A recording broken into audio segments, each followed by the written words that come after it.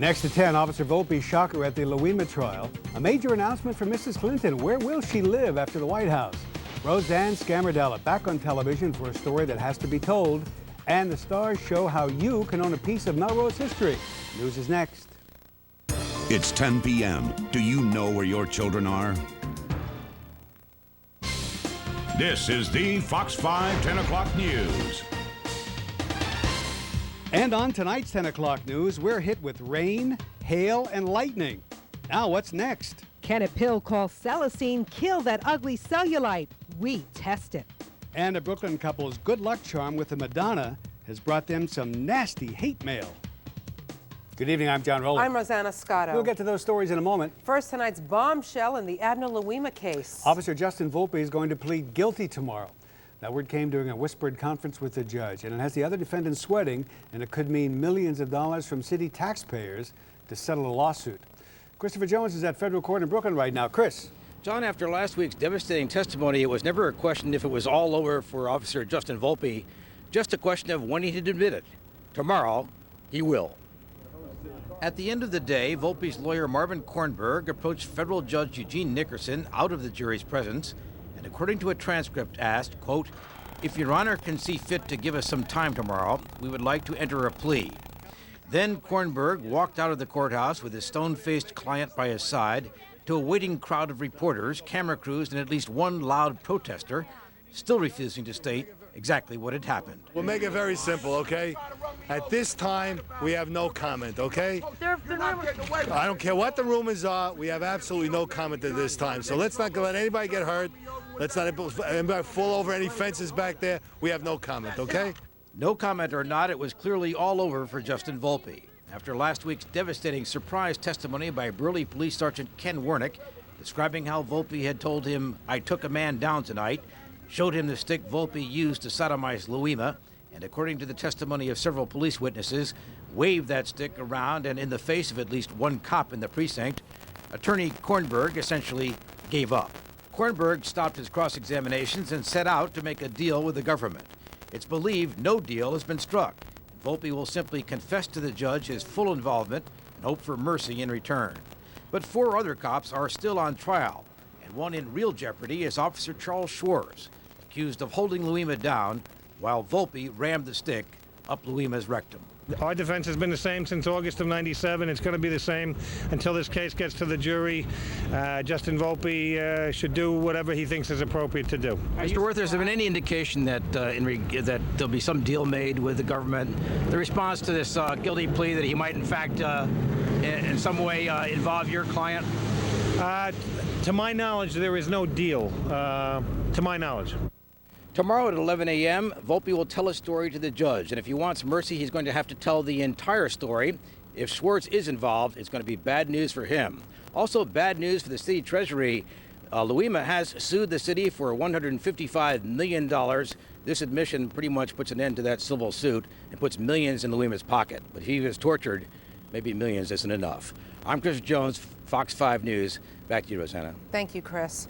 Or the big story, the wild weather. A huge bolt of lightning struck a home in Hicksville, Long Island. It cracked the chimney wide open, or I should say what's left of the chimney. It fell off. The owner of the house was grateful no one was home at the time, but he was shocked to see what happened to his home. Actually, when I was driving down Old Country Road, I looked at my chimney and it was like popped open like a popcorn, like somebody just pried open a grapefruit. Nassau County's emergency management says they got a lot of calls today, but most of them were about the thunder and lightning causing car and house alarms to go off. And man, it sure came down. Looked like a water main broke in the sky. Streets were flooded all over town. And forget it if you didn't have an umbrella made out of steel. All in all, we got about 1.5 inches of rain in about 6 hours. And we've got you covered with all the latest information on how the storms affected our area. Bob O'Brien is in New Jersey, and Nick Gregory is right here in our weather center tracking the storm's latest moves. Let's go right now to Bob out at Newark Airport. Bob. Well, Rosanna, the nasty weather is gone now, but some airline passengers who spent the better part of their day trying to get out of Newark Airport may still be having some nasty thoughts about their air carriers tonight. When you're flying through violent thunderstorms, just getting on the ground safe and sound can move a jumbo jet full of passengers to spontaneous applause. But Newark and LaGuardia airports both experienced multi-hour departure delays as two separate bands of rough weather moved across the area Monday. The second torrential downpour quickly flooded roadways in and around Newark Airport, nothing that would slow down truck drivers, of course. Hundreds of passengers spent long hours sitting in jetliners, stranded on taxiways, unable to take off because of the rotten weather up and down the eastern seaboard. George Rogovis and his wife were on Continental's Flight 305 to Washington this morning, but it never took off. How long did the Rogovises spend in that plane? It was 9 hours and 10 minutes. In the plane? In the plane.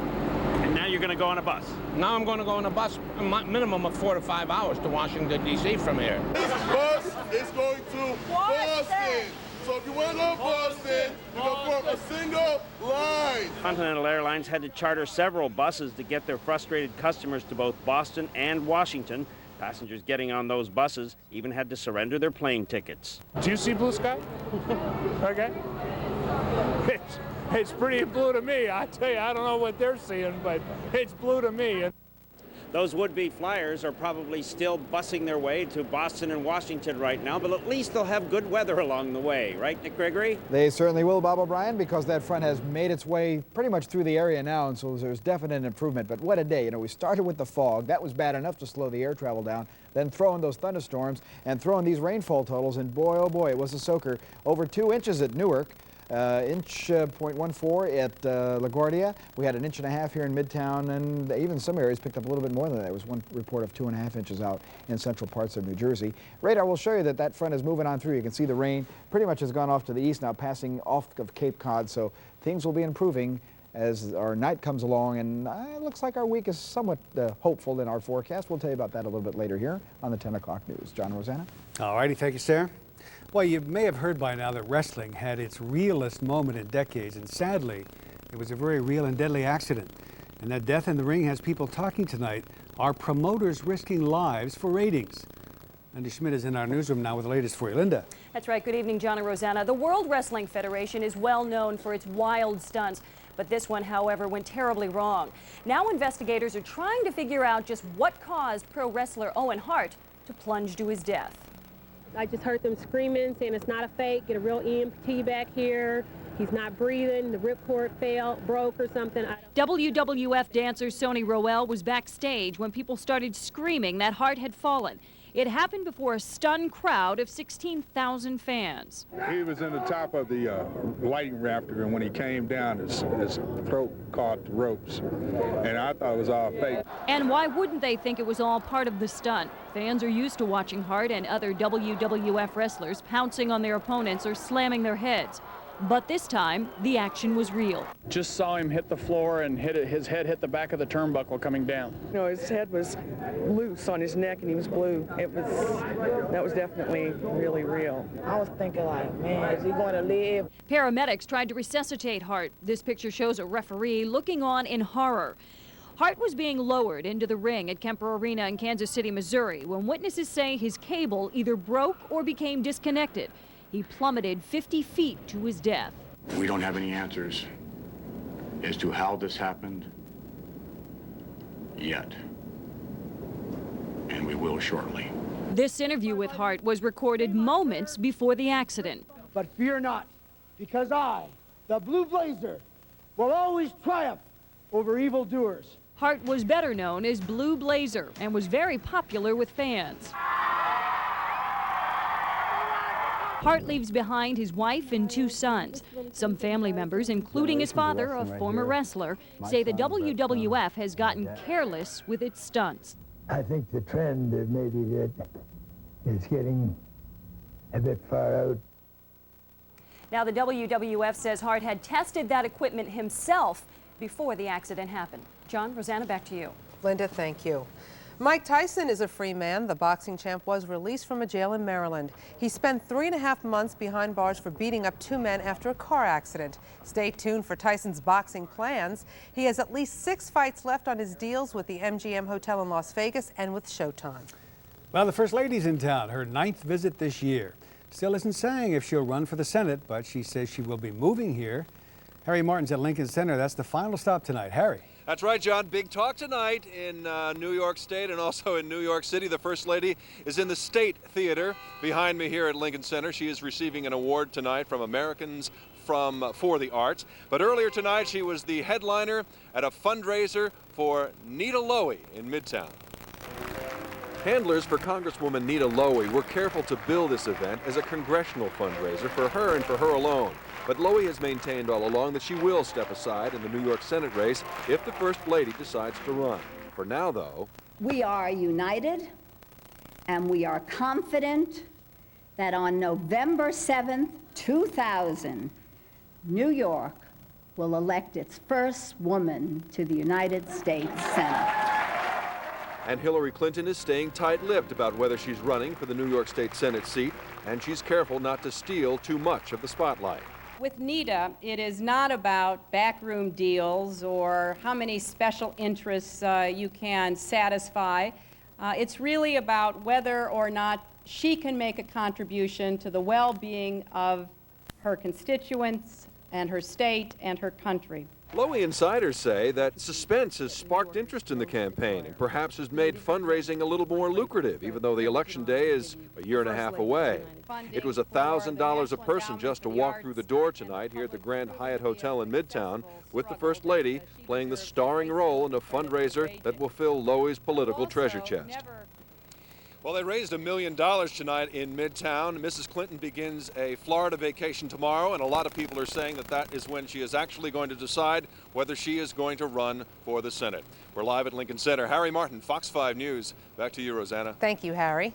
The two Georges like each other. That's George as in Governors Pataki and Bush. The New York George gathered Republican leaders from all over the state this morning and endorsed the Texas governor for president. Not just me, but New York State is going to work to make sure that the next president of the United States is my friend and the great governor from Texas, Governor George W. Bush. Mr. Bush joined the New Yorkers by satellite, but he didn't talk about picking Governor Pataki as his vice president. The New York governor told the crowd he has no plans to run for the Senate, but referring to Hillary Clinton, he said New York doesn't need a senator from Washington. Long Island Congressman Rick Lazio, who wants to run for the Senate, was at the gathering. Mayor Giuliani wasn't invited. Well, a lot of trash talk going on right now at City Hall. Mike Sheehan reports people in a lot of neighborhoods are afraid that a lot of trash containers on the sidewalks aren't going to be emptied.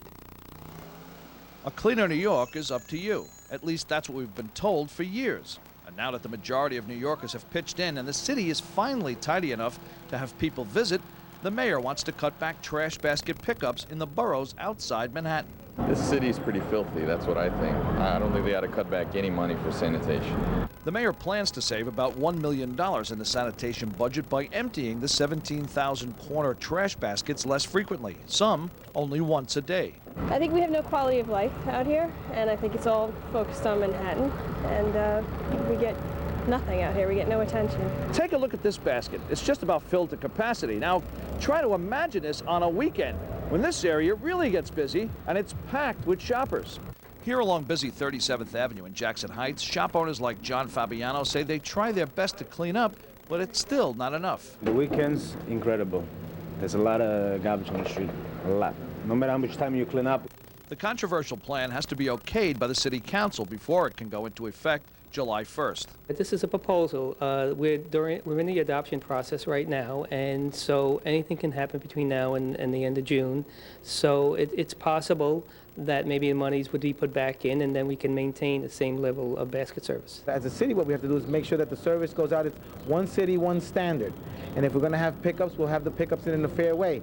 I don't think that Manhattan should be cut. I think Manhattan should be kept as it is. I think the other boroughs should also be increased to bring it up to that level. From Jackson Heights, Queens, Mike Sheehan, Fox 5 News. Cops arrested a homeless man for starting a fire in Brooklyn. Dexter Bartley, he's 39 years old. He's accused of throwing a Molotov cocktail in front of an apartment building last week. 3 people died. Mr. Bartley may have been a tenant at one time in that building. Police believe he set the fire because the landlord refused to lend him his car. A bomb threat and some severe vandalism caused officials to shut down Watley High School in Morningside Heights. The vandals busted computers, lockers, doors, and windows. They scribbled the bomb threat on a teacher's desk. Thankfully, nothing went off. Police say students may be allowed back in the school later in the week. So far, no arrests. Well, a couple in Brooklyn put up what they thought would bring them luck, a symbol from their homeland, but instead it's brought out the worst in somebody. But Craig Treadway found out it also brought goodness out from others along that street in Manhattan Beach.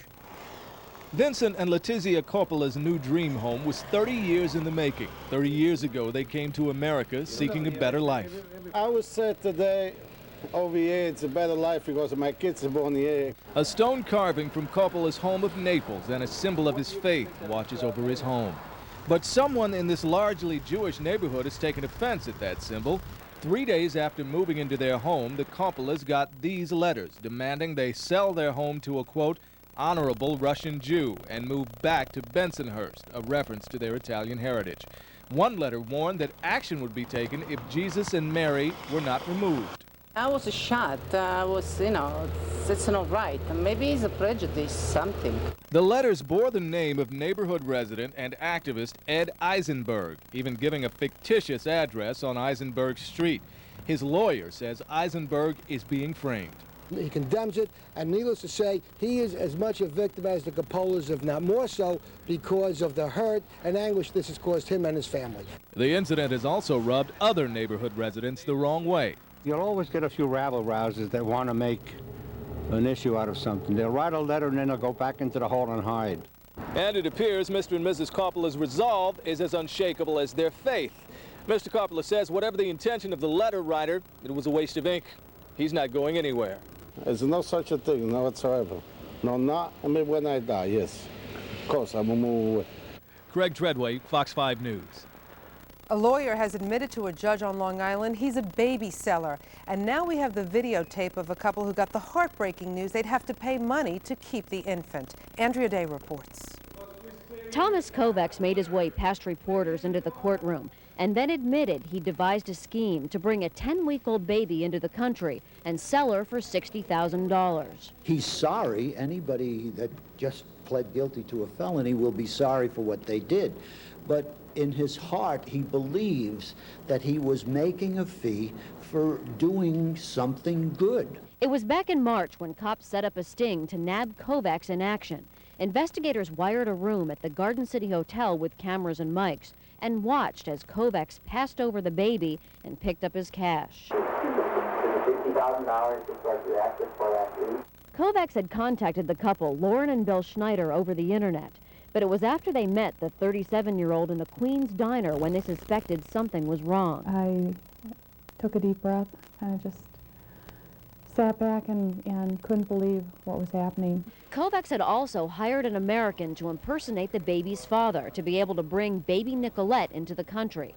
Today, he pleaded guilty to attempted grand larceny. The judge gave a commitment of 1 to 3 years, provided the defendant pled guilty today. The baby's mother, Adelaine Taroque, faces the same charge on Wednesday. Both the mother and Kovacs could be deported back to Hungary. And as for baby Nicolette, Lauren and Bill Schneider are still hoping to adopt, but that's up to family court. She has changed our lives forever. She is our little girl. And she's always going to be a part of our lives. Andrea Day, Fox 5 News. A couple of years ago in Jersey, Francis Burke was the State Trooper of the Year. He wrote the most tickets, made the most arrests. Now he has pleaded guilty to taking bribes for not giving tickets to a couple of drivers he stopped on the turnpike.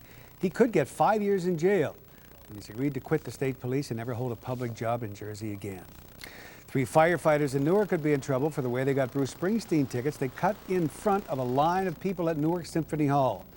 It backfired, though. One of them was forced to hand over the 4 tickets he bought to the department. The firefighters union says the men didn't do anything wrong. The department's looking into it. After 7 years of bed hopping and partner swapping, Melrose Place finally drained the pool. The last episode aired tonight, but take heart, that means something needs to be done with all those great clothes and props.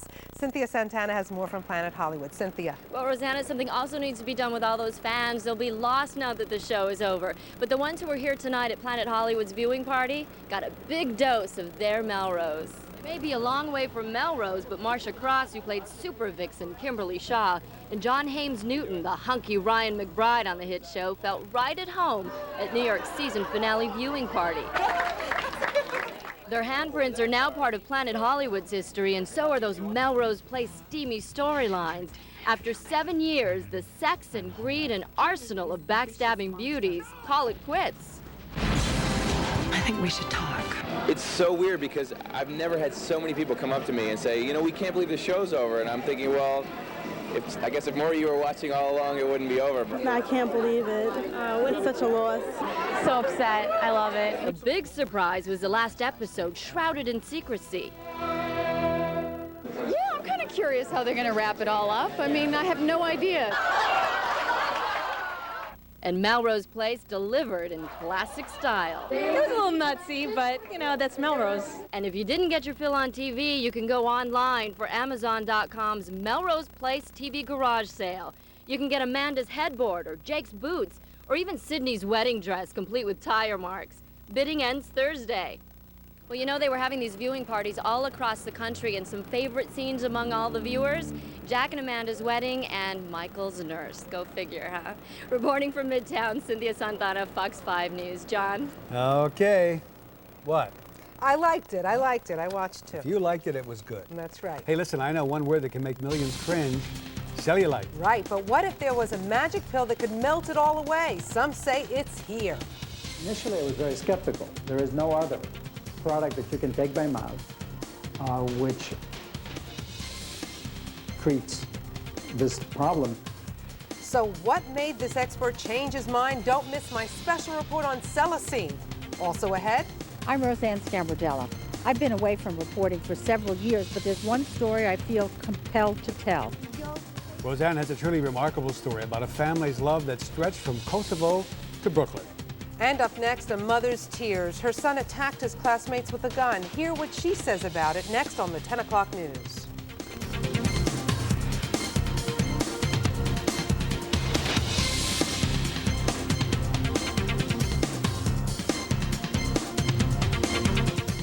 Mother's pain was written all over her face when she talked about that shooting at that school in Georgia, Heritage High in Conyers. Students went back to class for the first time since one of their classmates shot and wounded 6 kids. His name's T.J. Sullivan. He seemed ready to kill himself right afterward, but the assistant principal persuaded him to surrender.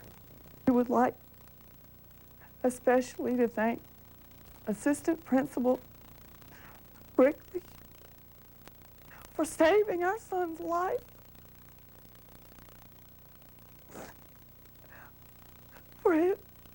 For his courage and caring for our son. We will forever be grateful to him. Mrs. Danielle also said she was very sorry for what her son did. Students now have more muscle behind them when they're harassed in school. In a sharply divided decision, the Supreme Court ruled that kids who report sexual harassment to school officials and are ignored can turn around and sue the school. The 5-4 ruling affects all schools from elementary school to colleges that accept federal money. And real-life TV shows felt the heat in another Supreme Court ruling. In a unanimous vote, the court said police can be sued if they bring camera crews and other journalists into homes during arrests and searches. They ruled that the ride-alongs made popular by shows like Cops violate people's rights to privacy. Well, how about some good news about good food? And is Rosie at it again? You just give me a New York Minute. Is Rosie O'Donnell now taking aim at the cast of Annie Gets Your Gun? They were planning on singing a hit from the play on her show. Rosie reportedly told them to change the lyrics that refer to guns. The New York Post says the play's star, Bernadette Peters, canceled. But Rosie's people say the cast is performing another number because Bernadette couldn't make that date. A New York Post poll says fans want Bill Parcells to buy the Jets and bring them back to New York. He's made that team big winners in the 2 years he's been there. The city and the MTA announced that welfare recipients will go to work and help clean up the subways. 1,000 of them will work 20 hours a week. Can you picture a hotel, movie theater, and stores in this stretch of Brooklyn waterfront? 61 acres between the Manhattan and Brooklyn bridges. That's what a developer plans to build here. Mayor Giuliani had good news for city seniors. The City Meals on Wheels program is expanding. They already provide hundreds of our neediest elderly with a meal a day. Now, make it 2. This New York Minute is brought to you by Genuine Chevrolet. Coming up, Callista Flockhart, long before Allie, the scene she doesn't want you to see. Plus, they say you can smooth out your cellulite with nothing more than these pills. But did they pass the Fox 5 test? And for the first time in 16 years, Rose Ann Scamardella returns to TV for a story that had to be told. That's next on the Fox 5 10 o'clock news.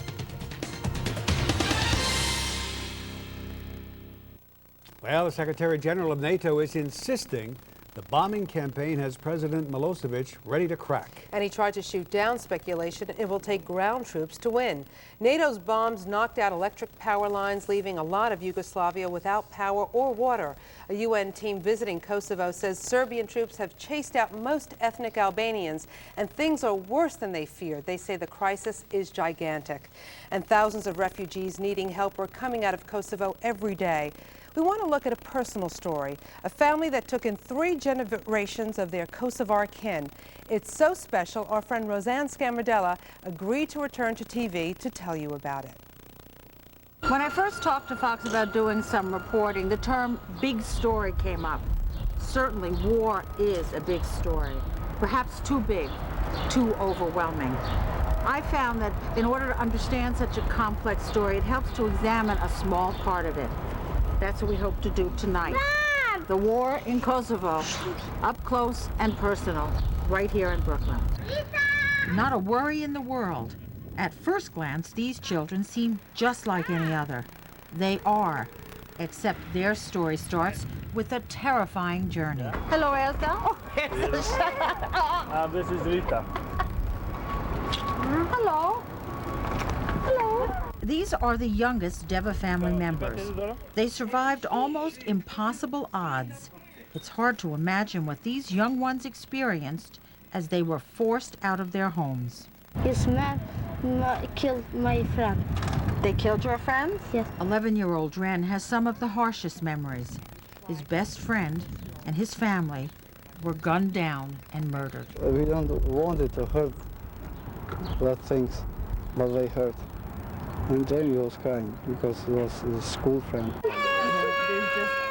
It was only 2 short weeks ago that all 14 Deva family members fled their war-ravaged home in Kosovo. How did you leave? How did you come to leave? Because was everything burning around.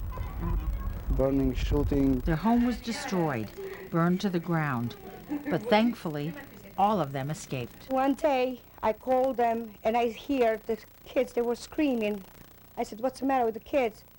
They are scared from the fire outside and from the gunshots. Lily Erbelli lives in Sheepshead Bay, Brooklyn, with her husband and their 3 daughters. Yes, engaged back in tsunami. Lily's older sister, her husband, their 3 grown children, their spouses, and 6 grandchildren lived several terrifying weeks escaping Serbian killers. If I was hungry, I was going in the kitchen to eat something, and I couldn't eat because I knew they were hungry. I went in my bed to sleep. I couldn't sleep because I knew they were in the mud and rain and soaked and cold and whatever. Were they frightened? They told me we are surrounded. All military and the policemen and the tanks are all over. And we see only the fire and gunshots and the bombing. Lily and her family sponsored their family members from Kosovo. They were there when they arrived at Kennedy Airport. Lily, tell me what it was like when you first saw them, when they first arrived at the airport. When they arrived, they were horrible, horrible looking, pale, and you can see on face how much they went through. But as soon as they saw me, they thought they achieved God. We sat down and watched the emotional reunion together. These faces tell the story. Relief and sorrow all at the same time. Our relatives here, Miss Erbelli and Mr. Erbelli, they asked us, would you want to come to America? Just like in a dream. You go from hell and you came to America. 18 people living in a 3-bedroom apartment. Difficult. But this family makes it look easy. They even have dinner down to a science. They eat in shifts. The youngest have their meals first in the kitchen. Everyone pitches in. They were gracious enough to invite me to join them for some of this delicious home-cooked food. So what's in there? Eggplant and plain yogurt with garlic. But dinner is only a short distraction from the realities forced upon this family. Yildiz was a medical student in Kosovo. She is happy her own children are safe here in America with her husband's family. However, her mother and her 4 sisters are missing. She hasn't seen or heard from them in over a month. What's your biggest concern? What worries you the most now? No, por familia íntima.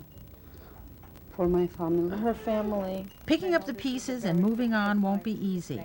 But Yildiz and the others know how lucky they are, how truly fortunate they are to still be together. It's been said that the American story is a collective story, the story of immigrants. The streets of Brooklyn have welcomed thousands upon thousands of newcomers. My grandparents settled here within sight of the Statue of Liberty. Even though they were forced to leave their homeland for economic reasons, there was still an element of choice. They chose to seek their fortune here. They made plans for their future. The Deva family had no choice, and they had only 2 hours to plan. Tomorrow night, we'll look at the possibilities for their future. I'm Rose Ann Scamardella, Fox 5 News. Well, China has been spying on us, and now we know it's been going on for 20 years. They've been stealing nuclear secrets from the labs at Livermore, enough to start testing brand new weapons this week. And they've been setting up thousands of phony private companies to steal more technology. Question is, what did the Clinton administration do when it found out about it? Tomorrow, the president's men could be in for a rough time on Capitol Hill.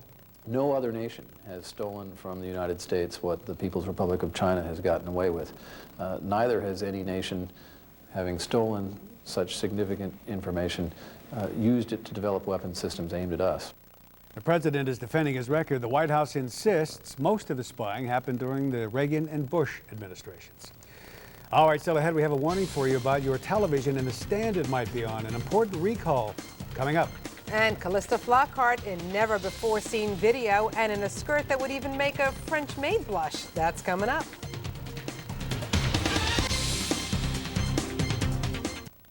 Hey, what'd you think of Allie tonight? Any surprises? Well, we've got some for you now. Callista like you've never seen her before as a French maid. It's her first starring role in a video called Jane Doe. It'll be in the stores next month, but Andrea Day is going to give you a peek right now. Am I ready for Vogue or what? Oh, let's just face it, kid. I look like a star. There's no question Callista Flockhart is a big star. But the road to Ally McBeal wasn't always easy. Before the world met Ally, there was a whole different Callista. So, what do you want me to do? Stay home and watch TV? Meet Jane, a heroin addict, hyperactive, insecure, but still lovable Wait. But it seems like this that certain Hollywood producers don't want you to see. Did you see that couple in the park today, hon? Oh, sorry. I'm sorry. In outfits that make Ally's micro-minis look conservative. I can't stop this feeling. Before the baby dance, there was the duck dance.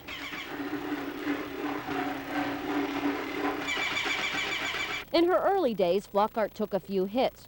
This may look like acting, but it was real enough for her to walk off the set and into the ER. I busted you! Flockhart got a direct hit in the nose, and production was halted for the day.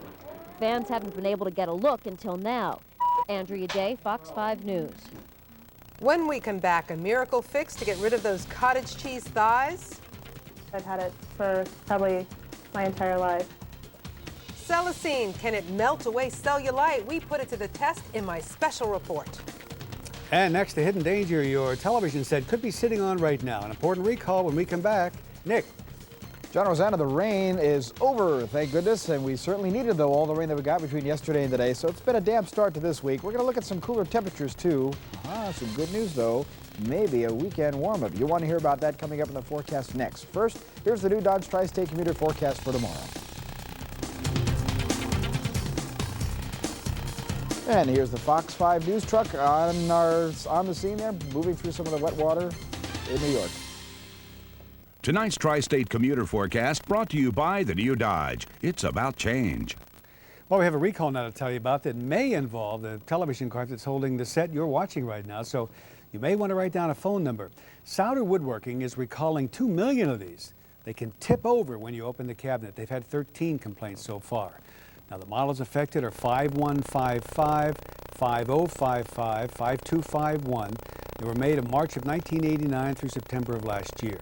Now, Souder is offering a free repair kit. You can get in touch with them by calling 888-800-4590. In the meantime, if you have one of those carts, don't use it. Rosanna? John, no one seems to mind having a dimple or two on their face, but when it comes to their body, no one wants those dimples of cellulite. There's a new product out called Celicine that promises to get rid of it. But does it really work? We put it to the test.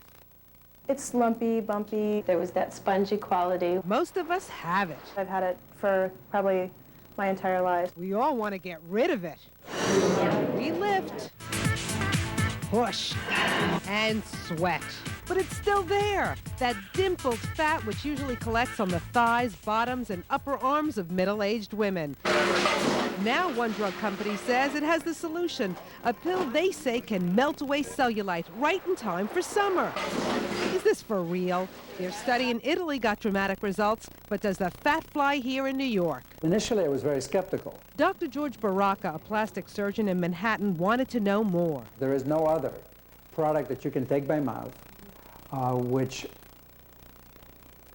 treats this problem. Dr. Baraka is conducting his own study with Celicine. Stand up straight and put your feet together. Tracy Aaron is one of his patients. I did not like that there was that spongy quality when I was in a bathing suit. This year I'm showing off my legs. The makers of Celicine say you have to take their pill 3 times a day for 8 weeks, but nowhere on the instructions are diet and exercise recommended.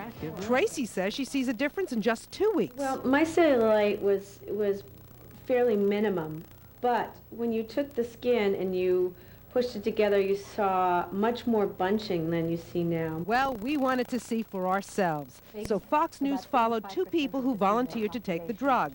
Patient number 1, who didn't want her name or face to be shown, and patient number 2, Stephanie Richter. She's 30 years old. Dr. Adrian Deness, a dermatologist in Manhattan, checked them both out, making sure they were good candidates. They started taking 3 pills a day.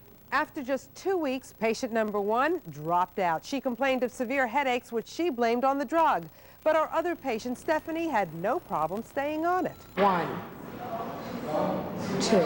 She gave me 10 of these. After 4 weeks, we caught up with her at the gym.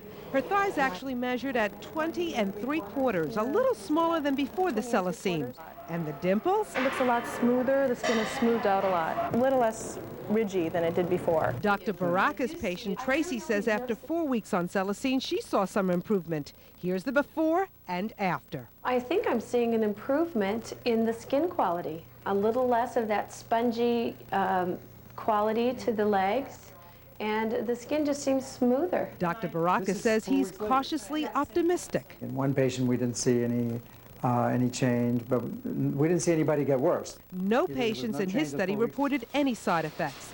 Celicine makers say their product is all natural, with ingredients you would find in a health food store, like iodine, grapeseed extract, and ginkgo biloba. It's not FDA approved. You know, for that matter, it may be natural, but all natural things are not necessarily safe, and all natural things are not necessarily good. Dr. Deborah Sarnoff, another dermatologist in Manhattan who has nothing to do with any of the studies, says Celicine is too good to be true. If it did anything, it's a temporary improvement. It would certainly not be a permanent thing.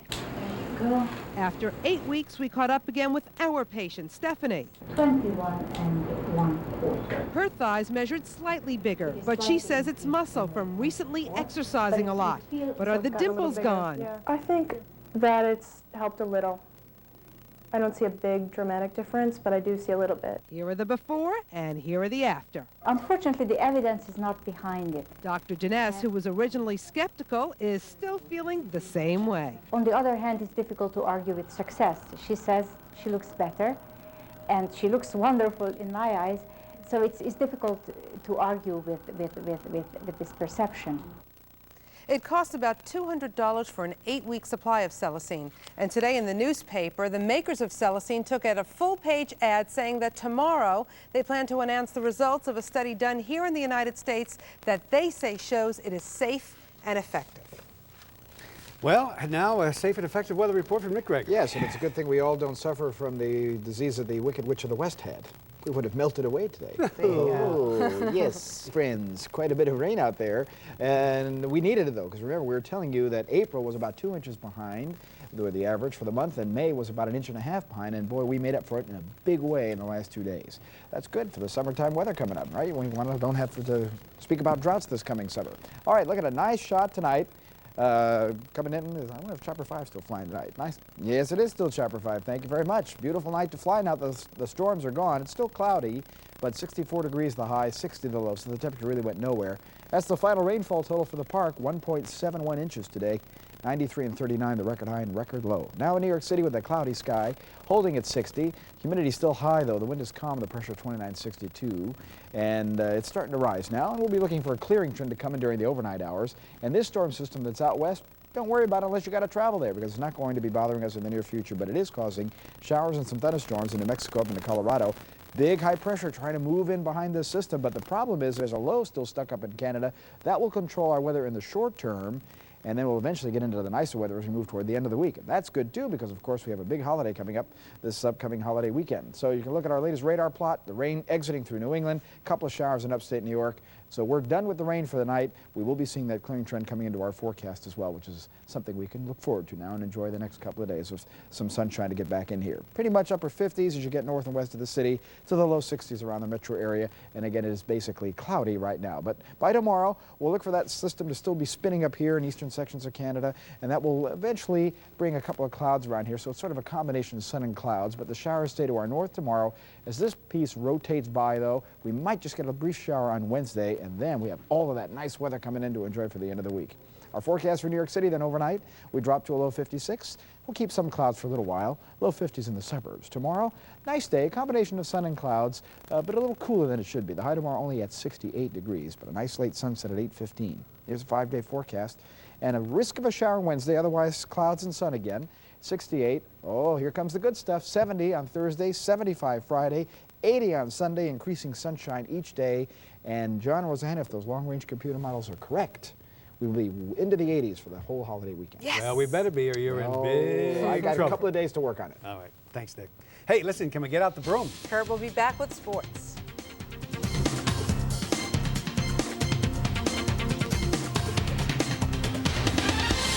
The news brought to you by NCR, transforming transactions into relationships.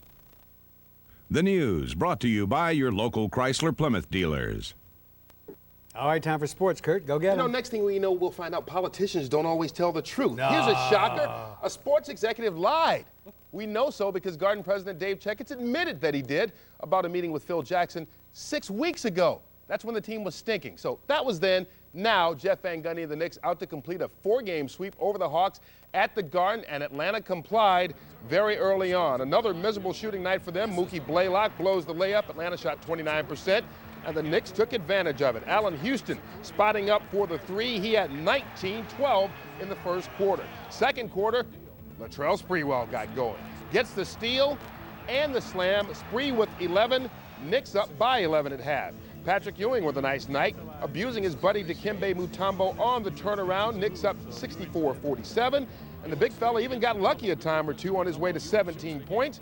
Knicks win 79-66, sweep the Hawks in 4 games. They start the Eastern Conference Finals on Sunday at Indiana. But first, to the Garden we go. Our Tom McDonald's live with all the post-game wrap-up. How many broomsticks left over, Tom? Not many. There was a few on display, and in fact, they started chanting sweep, sweep, sweep with about 7 minutes to go. But surprisingly, the largest chant tonight was Jeff Van Gundy, Jeff Van Gundy. High scorer for the Knicks, Allen Houston. Houston had 17. We're proud of ourselves and our coaching staff, but it wasn't any major celebration going on. We're just looking to win game 1 right now. 3 weeks ago, a lot of people are giving you up for dead, Allen. Now you're in the Eastern Conference Finals. As we used to say in New York, who'd have thunk it? tell you, when God's on your side, anything can happen, and that's how, you know, we believe in it. And I think the key is we stick to our game plan. We stick to each other. We believe in each other and the coaching staff. We stick to our game plan and just play as hard as we can. The Jeff Van Gundy chant from the crowd. It was a great feeling, actually. You know, it was kind of disturbing to me to see all the outside talk seep into our locker room, but it really felt good for me. I don't think they've ever done it for anybody. Pardon me? I don't think they've ever done it for any coach. Yeah, Jeff's been doing a fine job. The Indiana Pacers are up next, and that series will start on Sunday. And Curt, I know of a guy who, after the first game, predicted sweep. Do you know who it is? That would be you, Tommy. Yes, it was. Got to get the credit where it's due. All right, thanks a lot. One other NBA note, Chuck Daly, who turned 69 in July, calling it quits. Retiring from the Orlando Magic, says he's done with coaching. The Yankees and Boston Red Sox rained out tonight. They'll make it up on Thursday. And the Mets put pitcher Bobby Jones on the 15-day DL with a strained shoulder, calling up Jason Isringhausen, who made his big league debut for this season. Got off to a bit of a rough start in Pittsburgh. Jason Kendall with a 3-run homer. Izzy, 5 runs in 6 innings in his first big league start in 20 months. But the Mets still with a chance, second and third, no outs in the 8th, but 3 guys strike out in a row. Mets lose to Pittsburgh 7 for the final. And the only name to fall at the opening day of the French Open was 1989's men's champion Michael Chang. He lost to Evgeny Kafelnikov in 4 sets. And Brian Leach got 4 years, $35 million from the Rangers today, officially signing that contract that we told you about on Friday. He's the highest paid defenseman in the National Hockey League. All righty, thank you, sir. That's our report for tonight. I'm John Roland. And I'm Rosanna Scotto. Thanks for watching. Living Single, next. And don't forget to tune into Good Day New York, beginning with the news at 5:30. We'll see you again tomorrow night. Good night.